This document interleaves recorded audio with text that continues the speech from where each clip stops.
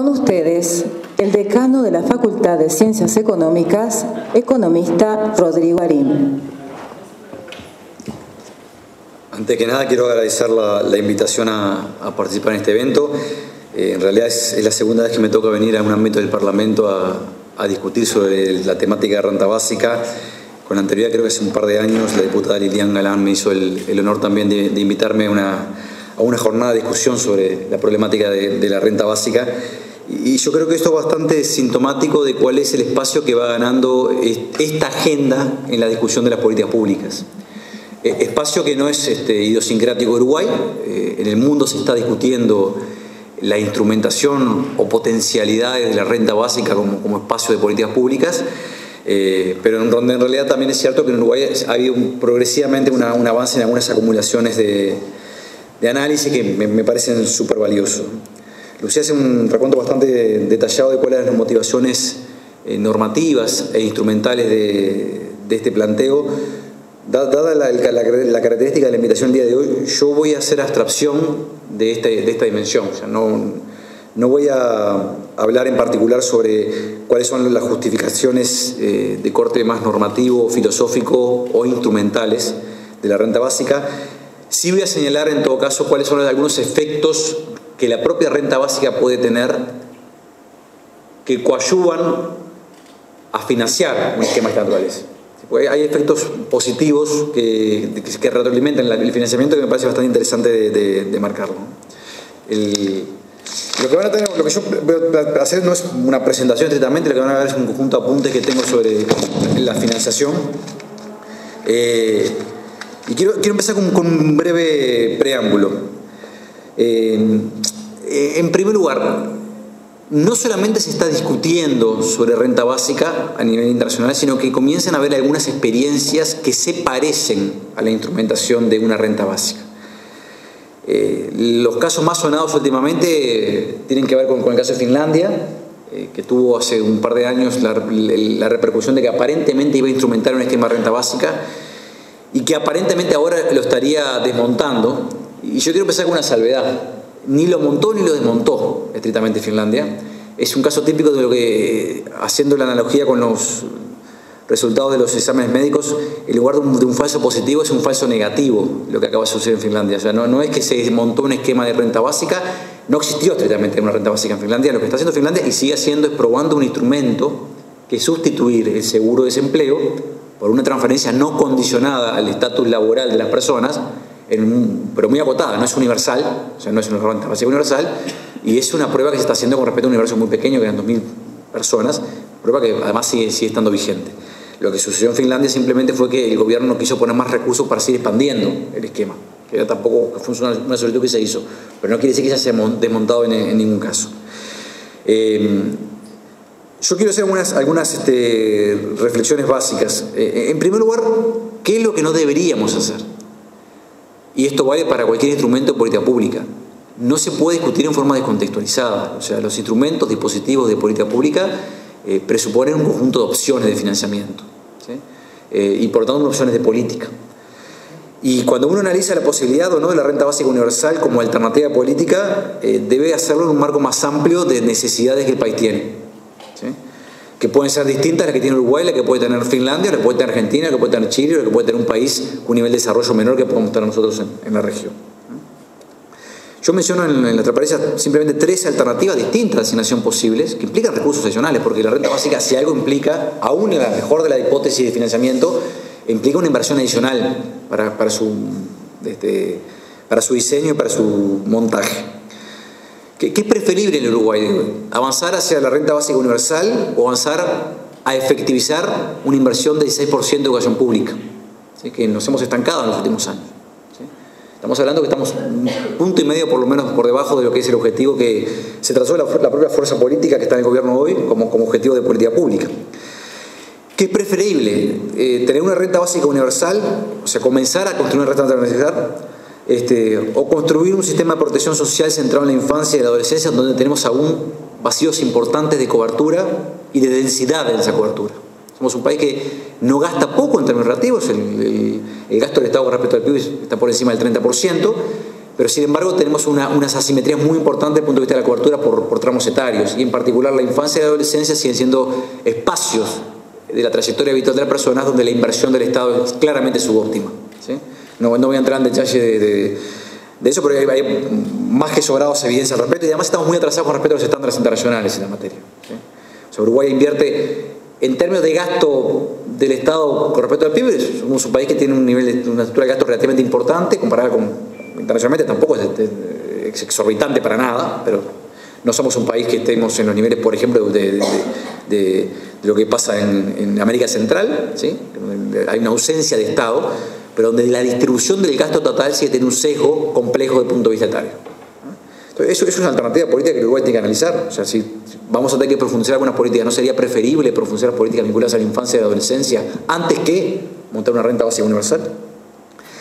¿No sería preferible, antes de montar una renta básica universal, tener políticas territoriales en las ciudades, que además son caras, que quieren la segmentación territorial, que es parte de hoy lo que tenemos en términos de proceso de exclusión social? Uruguay ha hecho una inversión muy importante en términos sociales, pero objetivamente estamos teniendo un problema en donde la segmentación social de los problemas tiene una dimensión claramente territorial. Y esa dimensión territorial se transfiere intergeneracionalmente y se solidifica en el tiempo. Por tanto, una intervención en ese plano no son sencillas, no son baratas y no tienen rédito político a corto plazo, ¿sí? Parece bastante importante que Uruguay encare con cierta celeridad. Pensando en política de segunda generación, hemos tenido una más importante en el conjunto de políticas sociales que se han desplegado, entre otras cosas, por ejemplo, para tener cierto nivel de cobertura mínima de transferencias hacia los niños, ¿no? Que este país tenía transferencias hacia los niños centrados básicamente en los hijos de trabajadores formales, hasta hace 10 y poquitos años. Esto no es un argumento en contra de la renta básica universal, toda esta pregunta. Simplemente lo que quiero señalar es que cuando hablamos de financiamiento de una política pública, siempre estamos hablando de disyuntivas. Implica elegir sobre qué avanzamos, sobre qué espacio del diseño de la intervención del Estado tenemos que avanzar. Salvo que creamos, y yo no lo creo, de que existe una sola respuesta política a todos los problemas, ¿sí? Algunos lo creían hace unos tiempos atrás. Por ejemplo, el consenso de Washington de la Comisión de los 90 pensaba básicamente que los problemas sociales se limitaban a un tema de disponibilidad de ingresos, ¿sí? Y no es solamente un problema de disponibilidad de ingresos, la pobreza es multidimensional, el bienestar es multidimensional y los instrumentos de política que tienen que atender el problema del bienestar social son multidimensionales, ¿sí? No se reducen solamente a transferir recursos monetarios. Pero la transferencia de recursos monetarios ocupa sin duda un lugar importante en estos esquemas.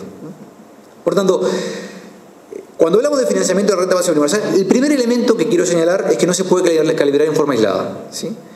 Ni desde el punto de vista de su diseño, ni desde el punto de vista de su financiamiento.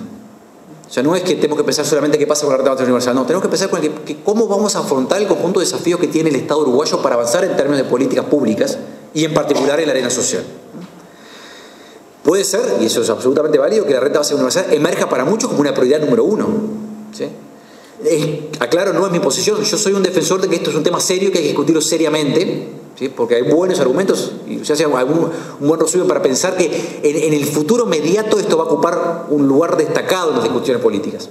Pero también soy un convencido que Uruguay tiene algunas agendas mucho más urgentes hoy, que es el despliegue de una renta básica universal.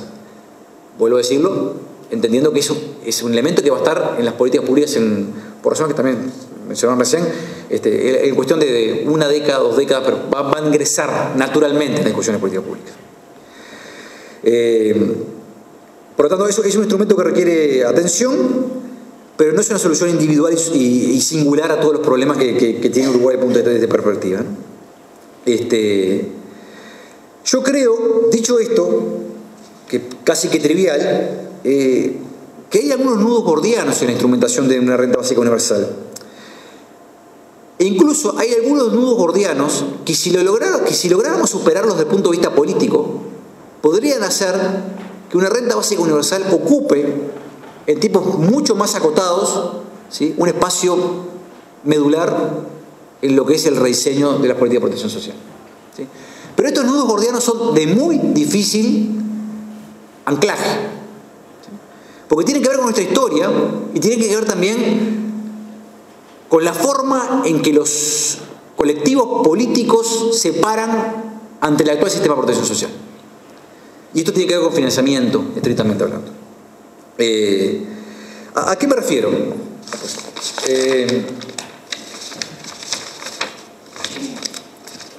Nosotros tenemos en Uruguay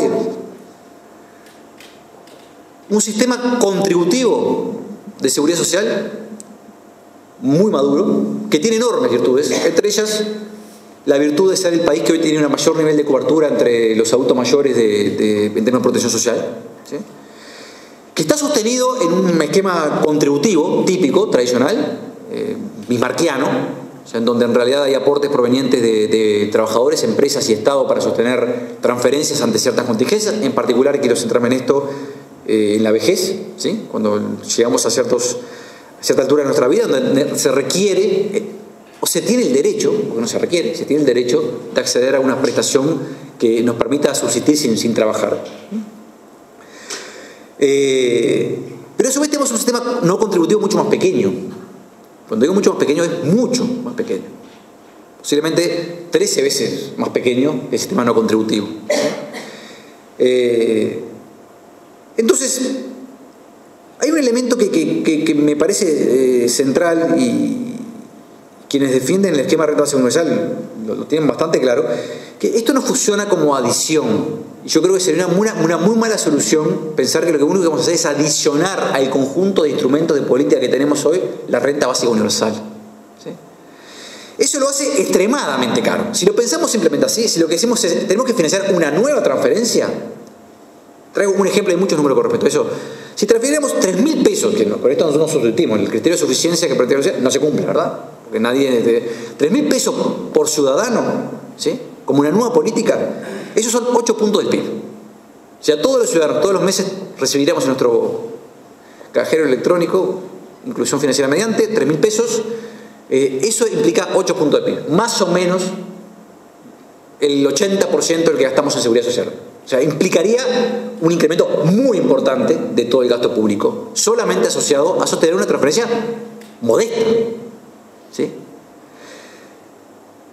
Yo entiendo que la mayoría de quienes defienden este tipo de esquemas no están pensando en esta naturaleza. Hay situaciones extremas que yo tampoco defiendo, que las he escuchado, que desmontemos todo y pasemos a un esquema solamente de renta básica universal.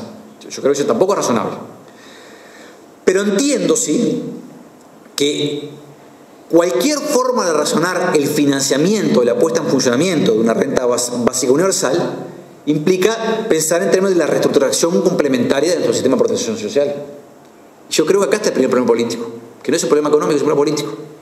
Es quién está dispuesto en Uruguay a discutir seriamente la reestructuración de todo el sistema de seguridad social. ¿Sí? Voy a poner algunos ejemplos claros. Nosotros tenemos en algunos sectores de la sociedad algo parecido a una renta básica oculta, ¿sí? Y no voy a hablar de asignaciones familiares. Asignaciones familiares son, perdón, a mí me genera mucha irritación cuando se cuestionan asignaciones familiares, porque estamos hablando de 2 pesos que transferimos a los niños y todavía aparecen como titulares policiales para que hay que continuarlos cada vez que se condiciona, que me parece un disparate, otro disparate. Pero hablemos de las jubilaciones, ¿sí? El sistema jubilatorio uruguayo tiene un componente de renta básica. No es universal, porque no todo el mundo accede a esa edad a la jubilación, ¿sí? Pero es un componente de renta básica. Porque no es actuarialmente estable. Dicho de otra manera, lo que recibimos quienes nos jubilamos, ¿sí?, en promedio, no es lo que aportamos ajustado por inflación, por lo que el valor del dinero que en un momento aportamos, etcétera, etcétera. Recibimos algo más.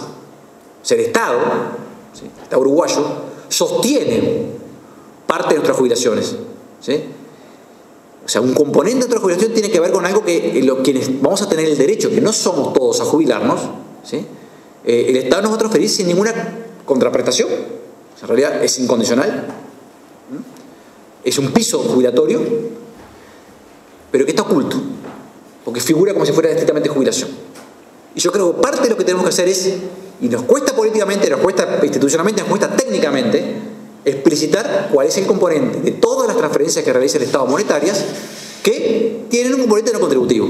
O sea, que van en el encuentro de constituir una base para una renta básica más o menos universal. ¿Sí? Esto no estoy hablando, no es ciencia ficción. Los esquemas jubilatorios por ejemplo, en los países escandinavos, en particular en Suecia, que no hicieron una reforma muy profunda, pero que no fue la dirección nuestra de querer construir un sistema privado por un lado y un público por el otro, sino que lo que hicieron fue integrar en un sistema público simultáneamente un mecanismo de seguro general, que es una renta básica para todos los ciudadanos, no importa si trabajaron o si no trabajaron. No importa si en realidad el trabajo que desarrollé a lo largo de mi vida tiene que ver con proveer cuidados a otros en el hogar, o si el trabajo que desarrollé a lo largo de mi vida tiene que ver con un trabajo mercantilizado por el cual recibo un salario. No discrimina en función de la trayectoria laboral explícita o implícita de las personas, cosa que sucede con los sistemas jubilatorios actuales. ¿Sí? Entonces hay una base universal, ¿sí? Cuando digo es casi universal, el sector más rico no lo recibe, pero permítame esquematizarlo de esa manera, que es una renta básica universal esa, ¿verdad? ¿Sí?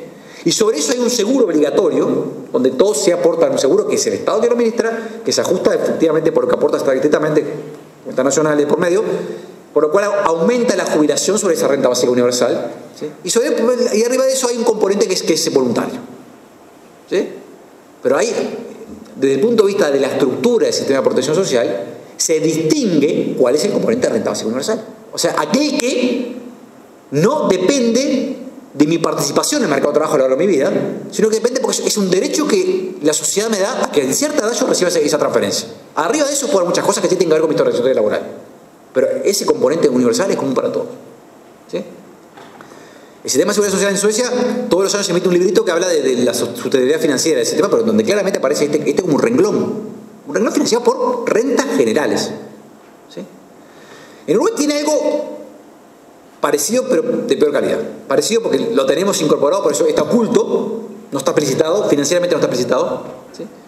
Y de peor calidad porque no es universal. Porque aquel que no trabajó formalmente y mercantilmente no tiene derecho a este componente de renta básica universal. ¿Sí? Esto tiene un sesgo claramente de género, ¿no? O sea, el acceso a esto, porque en realidad no hay nada que... ¿Por qué el hecho de haber trabajado me tiene que generar el derecho a percibir una prestación que no proviene de mis aportes? Y otras personas que en realidad aportaron mucho a la sociedad a través del proceso de proveer cuidados o haciendo otras cosas no mercantiles, no tienen el derecho a acceder a ese componente. Entonces yo creo que si queremos discutir en serio la posibilidad de incorporar una renta básica universal, un elemento que tenemos que hacer es discutir en serio cuál es nuestra arquitectura actual de los sistemas de seguridad social. ¿Sí? Si no, lo hace política y financieramente inviable pensarlo en una perspectiva de mediano plazo. Si seguimos teniendo estos componentes que no distinguimos entre cuál es el componente contributivo y no contributivo de nuestras prestaciones. Digo esto porque si empezamos a restar estas cuestiones, ya no son 8 puntos del PIB. ¿Sí? Estamos en un mundo bastante distinto, donde posiblemente el nivel de exigencia en cuanto a la inversión adicional que tenemos para tener una renta básica universal comienza a tener otro tipo de dimensiones. Yo creo que eso es central y que además implica la inclusión de colectivos que hoy no están accediendo a esa prestación. Por lo tanto, es estrictamente justo. Colectivos en ese tramo etario. Hay otro elemento de diseño que es tan importante como este, que es pensar que probablemente la renta no tiene por qué empezar para todos los ciudadanos, sino que tenemos que empezar por aquellos sectores o colectivos ciudadanos que definidos ampliamente hoy tienen más dificultades para acceder a un nivel decoroso de vida asociado a recursos monetarios. Y una alternativa es que Uruguay no ha seguido en los últimos tiempos, y a mí eso me preocupa porque creo que hay un problema de condicionamiento político importante, es comencemos por los niños. Cuando hay que empezar una política de esta naturaleza, comencemos. ¿Por qué no comenzar a decir, bueno, a partir de cierto año, todos los niños nacidos en cierto año tienen asociada una renta universal? No importa su nivel de ingreso, sus condiciones, dónde viven, con quién viven, etcétera. ¿Sí? Eso, con una estrategia de despliegue razonable, al cabo de un tiempo también razonable, todos los jóvenes de este país van a estar cubiertos y después uno puede seguir en la medida que puede ser más ambicioso. ¿Sí? Esto lo digo porque también hay opciones que se van tomando a veces que condicionan estas cuestiones. Yo soy de los que transmito escepticismo de la forma que se resolvió el problema de los 50 años en Uruguay. No porque no era un derecho querido, que lo era el problema, sino porque en realidad se tomaba una decisión que condiciona en el mediano plazo recursos que yo hubiese preferido invertirlo en una renta básica universal de este tipo. ¿Sí? Son dineros relativamente importantes, no hoy, en 10 años. Entonces son de las cosas que creo que si uno quiere construir una renta básica universal tiene que aceptar que hay disyuntivas, y parte de la disyuntiva es hay que invertir en esto, y invertir en esto quiere decir no invertir en otras cosas, porque es cara, implica, a mí no me asustan los estados grandes siempre y cuando sean eficientes en probar lo que queremos, que es bienestar.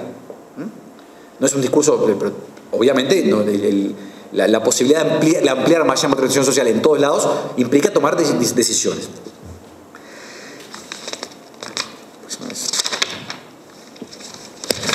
La otra pregunta que yo acá voy a hacer una reflexión más general y voy a intentar emitir un juicio de valor del cual no estoy convencido. Por lo tanto, suelo hablar con demasiado énfasis, pero mi énfasis no quiere decir que esté convencido. Creo que es algo que debemos discutir con cierta calma. Y voy a intentar explicar también por qué. La pregunta es, bueno, hay que financiar una renta básica universal. ¿Qué requiere esto? Una base impositiva en sentido amplio, ¿no? De recursos provenientes del Estado, distinta, diferenciada, que esté asignada especialmente a la renta básica universal, o debemos financiarlo con rentas generales, como lo hacemos con otras políticas públicas. O sea, siempre decir, nosotros no tenemos cada política pública referenciada a una fuente de ingresos, ¿sí? Sería una locura eso, además pues es un mecanismo dilatándose progresivamente las manos, ¿no? Si uno se ata las manos, hay que elegir con qué se ata las manos. No se puede atar las manos con el impuesto a primaria y recursos adicionales del IRPF a la social de educación y otros para salud. O sea, ahí eso desconfigura el mapa para hacer política. Pero a veces vale la pena en algunos instrumentos de política atarse las manos. Atarse las manos quiere decir comprometerse con algo en largo plazo y saber que eso está asignado a una finalidad determinada. Cosa que a los economistas no nos gusta mucho, entre paréntesis, porque preferimos tener, creemos que, y es verdad, los ingresos del Estado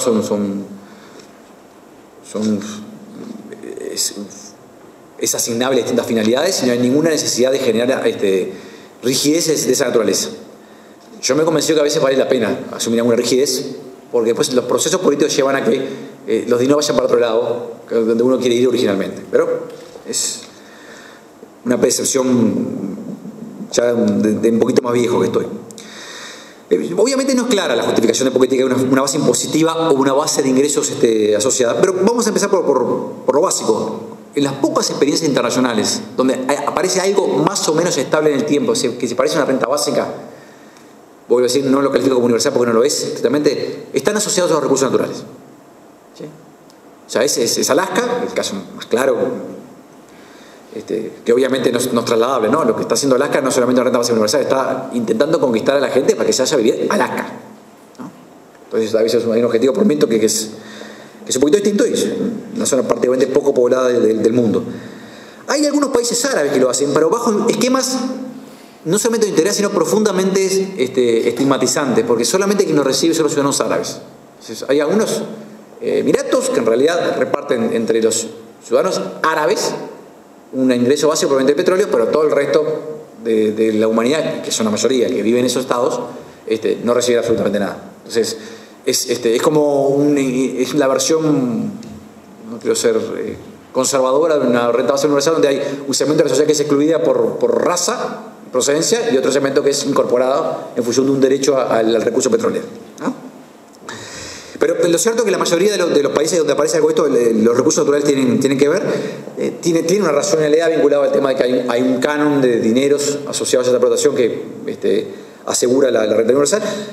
Hay otros países como Noruega, ustedes lo saben, que en lugar de hacer esto hace una cosa muy interesante también, que es construir un fondo de riqueza común, ¿sí? En lugar de redistribuir, lo que asegura es un marco de financiamiento para políticas públicas más general a partir de la construcción de un fondo grande de recursos. Que es la segunda opción, que yo le llamé, pero la verdad que porque no tengo otro nombre, es la noción de buscar la rentabilidad social de fondos públicos. Rentabilidad social es rentabilidad social, no rentabilidad privada, ¿no? Por ejemplo, uno podría hacer un pool de empresas públicas y otras participaciones que el Estado tiene en emprendimientos, y en base al retorno de esas empresas públicas participaciones, distribuir la plata. Somos todos, al final del día de las empresas públicas, si algo se dice en los papeles y en el discurso que somos todos accionistas. Bueno, dicho de otra manera, quiero mi parte del dividendo, repartamos el dividendo entre todos, ¿sí? Esto es atractivo desde el punto de vista de pensarlo, tiene una dificultad. Esto aumenta el déficit, porque parte del déficit de los ingresos fiscales del Estado uruguayo son el ingreso de las empresas públicas. O sea, no es dinero fresco, ¿sí? Lo cual no quiere decir que uno, en términos estratégicos, no pueda pensar a largo plazo y bueno, vayamos construyendo los mecanismos para ir liberando estos ingresos del compromiso que tienen con el Estado, eso quiere decir controlar ciertos aspectos del déficit fiscal de largo plazo, y hagamos que estos ingresos, que son parte de la riqueza del país, de todo el país, de todos los ciudadanos, se transforme en un ingreso ciudadano anualmente. ¿Sí? Es un esquema posible. Y de posible, nada descabellado. Por otra parte, hay otro tipo de fondos que operan con una característica parecida, ¿no? La otra posibilidad es la asignación de algún impuesto específico a esta finalidad. Yo defiendo, por ejemplo, la necesidad de que Uruguay, defiendo radicalmente, porque no hay argumentos ni normativos, ni hay argumentos de eficiencia que vayan en contra, si hay argumentos políticos, y voy a mencionarlos ahora. La necesidad de que Uruguay incorpore un impuesto a la herencia mucho más importante que tiene hoy. Cuando digo que no hay ninguna teoría económica que señale, ninguna, que el impuesto a la herencia es un impuesto que genere problemas distorsivos importantes. No hay ninguna evidencia fáctica que muestre que el impuesto a la herencia tenga efectos relevantes ni sobre la oferta de trabajo ni sobre el ahorro. Eso hay mucha literatura económica, mucha investigación al respecto. Lo que hay es un tema, obviamente, de estigmatización con respecto a esto. Trump acaba o sea, convenció a Estados Unidos de que el impuesto a la herencia era un impuesto a los muertos, básicamente, que pobres, nosotros estamos con el impuesto a los muertos, y en realidad es el 0,5% de la población que se ve afectada por ese impuesto, en Estados Unidos. ¿Sí? Pero lo cierto que yo, y eso para mí parte de un problema de psicología social que tú podrás ayudarme, por alguna razón es uno de los impuestos más odiosos del mundo. La evidencia empírica y la teoría dicen una cosa distinta. De Adam Smith para acá, estamos hablando del liberalismo económico para acá. Hay una defensa clara que este impuesto que debería cobrarse, hay alguna razón para cobrarlo, pero lo cierto es que cada vez que alguien no cobra, pierde la selección. Así que yo no sé si es un buen impuesto para ganar la selección, creo que es un muy buen impuesto para empezar políticas públicas. ¿Sí? Que es donde del lado que estoy parado. No estoy del lado de ustedes que tienen que tomar decisiones en el Parlamento. Digo esto porque el impuesto a la herencia tiene algunas ventajas y hay algunos autores que van en varios espectros políticos. Uno de ellos es Jacques Legrand. Legrand fue asesor de Blair en Gran Bretaña, que defiende, por ejemplo, la noción de construir una herencia universal. Atkinson es otro economista contemporáneo que acaba de fallecer el año pasado, que defiende también una noción parecida de construir una especie de herencia universal, con la lógica de que igualemos oportunidades, en lugar de un ingreso básico universal, hagamos una herencia básica universal. ¿Sí? Pongamos en cierto momento del ciclo de vida de las personas la posibilidad de tener ciertos recursos que pueden usar para estudiar con tranquilidad, para comprarse su primera vivienda en situaciones donde esto es un problema, para hacer un emprendimiento y tener un financiamiento para hacer algunas cuestiones. ¿Sí? O sea, tomémonos en serio la teoría de la igualdad de oportunidades, que a veces se repite, pero cuando vamos a hablar de esto, ya hay un economista muy famoso que dice: uno no puede estar simultáneamente a favor de dos cosas. No puede estar en contra del impuesto de la herencia y a favor de la teoría de igualdad de oportunidades. O estoy de una a favor de una o estoy a favor de la otra. Las dos cosas a la vez no funcionan. Son lógicamente inconsistentes. ¿Sí? Esto es parte de esta historia. Algunos dicen, financiamos esto como en lugar de una herencia universal, un ingreso básico universal. Yo me inclino a pensar que el impuesto a la herencia, que es un impuesto que defiendo como un impuesto de una asignación específica, tendría que tener un fin muy claro y definido, que es hacia la infancia y la adolescencia. Puede ser una herencia universal u otro tipo de políticas. Uruguay tiene una enorme tendencia a que cada vez que aprobamos algo de política se asigne a los tramos superior de edad. Y hemos tenido enormes problemas para superar ese sesgo. Entonces, si quiero atarme las manos y estoy dispuesto a atármelas, prefiero que el impuesto a la herencia se asigne bajo el esquema de ingreso básico universal para la infancia y adolescencia, o herencia universal, o becas, llamémoslo como quieran, a los jóvenes y a los adolescentes. O sea, que construya recursos activos para un sector de la población que tiene dificultades. Pero podría ser, para aquellos que son más partidarios de que esto avance rápidamente, una fuente para financiar un ingreso básico universal. Algunos economistas que están bastante lejos de la forma que pienso yo algunos temas me lo han dicho. Para ellos sería un buen mecanismo para avanzar esta dirección. Yo no descartaría que si estas cuestiones, esto tiene que ver con caminos más cortos, ¿sí? Pero me parece que en realidad esto tiene un peso tan en la agenda que en algún momento lo que va a pasar es que este debate va a entrar y va a ser financiado con rentas generales. Lo que no va a ser posible financiar esto con rentas generales sin repensar los sistemas de protección social uruguayo. Y yo entiendo de vuelta, esto dicho del lado que estoy yo es complejo, del lado de los diseños políticos es más difícil, pero hay que poner en caja del gato. Si queremos renta básica universal, tenemos que rediscutir toda la arquitectura del sistema de protección social uruguayo en un sentido de más cobertura, de más justicia, ¿sí? Y de mejor prestaciones. Pero eso quiere decir que hay perdedores. En ningún cambio social, no conozco, son todos ganadores. ¿Sí? Por último, no se aburro más, como conclusión, nada más. Yo vuelvo a lo mismo, o sea, esto compite con otras decisiones, no es un tema en sí mismo, compite con otras decisiones y en todo caso hay que plantearnos esos términos. Es una prioridad, es absolutamente válido como discusión política, lo está discutiendo el mundo en general y gobiernos que van desde la centro derecha a la izquierda, ¿sí? Están discutiéndolo con bastante condiciones distintas, pero con una alternativa viable por buenas razones. Hay que ser cuidadoso porque impone fuerte atención a los cambios futuros. Para ser claro, una vez que uno construye una política que genera derechos, ¿sí? Muy sanamente la sociedad se organiza para defender esos derechos. Por eso es muy difícil también discutir algunos temas vinculados a la seguridad social. ¿Sí? Entonces, si nosotros desplegamos una política de renta básica universal y después por alguna razón llegamos a la conclusión que no nos gusta demasiado, no vamos a poder para atrás fácilmente. Entonces, esto genera, son decisiones, yo entiendo que son decisiones de una sola vez. Una vez que uno toma esta decisión, la marcha atrás es muy compleja. Entonces hay que ser muy cuidadoso en la forma que se discute, se instrumenta, se financia en cuestión. Es costoso, no se mueve por eso, pero no es una política barata. Y está construido en un Estado que ya tiene una densidad importante de políticas sociales sobre la mesa. Yo creo que una simetría importante con respecto a que cubre y que no cubre, pero no estamos en una situación como está, por ejemplo, Guatemala, que invierte menos del 15% del PIB en política pública. El gasto público del Estado, de los estados de Honduras, Guatemala, etcétera, etcétera, está muy por debajo. Entonces, si a mí me preguntaran cómo construir un sistema de seguridad social en Guatemala, dirían, hagamos una renta básica universal ya, cobremos más impuestos, porque hay que cobrar más impuestos, y lo que hagamos es aseguremos. En el caso de Uruguay, tenemos un sistema construido, o sea, no es la raza que uno puede pensar esta cuestión. Y eso condiciona también la discusión. ¿Sí?